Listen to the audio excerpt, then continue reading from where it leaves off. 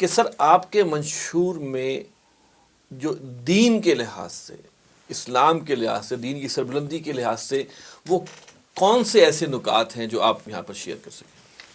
مولانا امجد صاحب آپ جی سے۔ بہت اچھا سوال آپ نے فرمایا. گزارش یہ ہے جی کہ یقینی طور پر جو جماعت انتخابی عمل میں اترتی ہے وہ منشور لے کر قوم کے پاس جاتی ہے، اور منشور کی بنیاد پر قوم ان کو ووٹ دیتی ہے.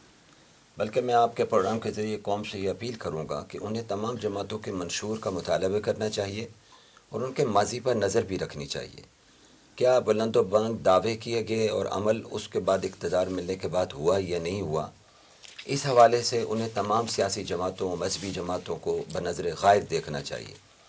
جمعیت علماء اسلام اس وقت انتخابی میدان میں موجود ہے اور ہم نے الحمدللہ ہر انتخابات میں حصہ لیا. کبھی ہم اکٹھے مذہبی جماعتیں میدان میں اتریں اور کبھی ایسے بھی ہوا کہ الگ الگ بھی ہم میدان میں، جیسے ابھی ہم موجود ہیں.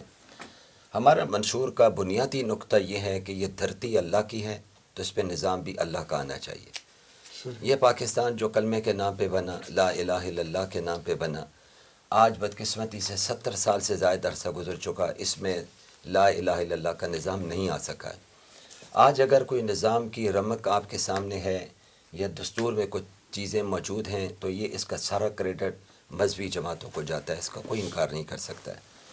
ہم نے بہرحال قوم سے یہ کہیں گے کہ ہم 2-3 نکات کی بنیاد پر قوم کے سامنے موجود ہیں.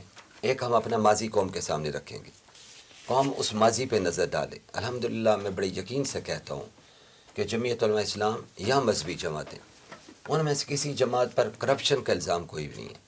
مذہبی جماعتوں میں کسی نے قرضے معاف نہیں کروائیں، کوئی مذہبی جماعت بھتہ خوری میں شامل نہیں ہوئی. خصوصی طور پر میں اپنی جماعت کی نمائندگی کرتے ہوئے کہتا ہوں.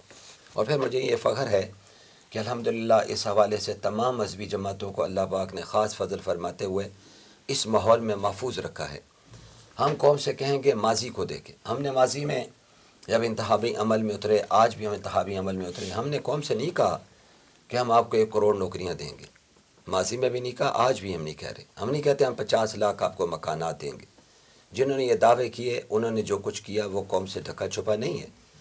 آج وہ اگر جماعت ایک بات کا خمیازہ بھگت رہی ہے تو ان کی سیاسی نابالغی کا یہ بین ثبوت ہے.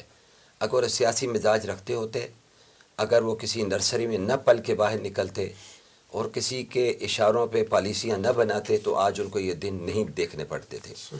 انہوں نے یقینی طور پر جب پالیسیاں کسی کے کہنے پہ بنائیں، جو کسی کا لاڈلا بنتا ہے پھر اگلا لاڈ بھی چھوڑ دیا کرتا ہوتا ہے، اور لاڈ چھوڑ دیا گیا. ان حالات میں سمجھتا ہوں کہ انہوں نے کہ بلند بانگ دعوے قوم نے دیکھے اور وہ بری طرح ناکام ہوئے.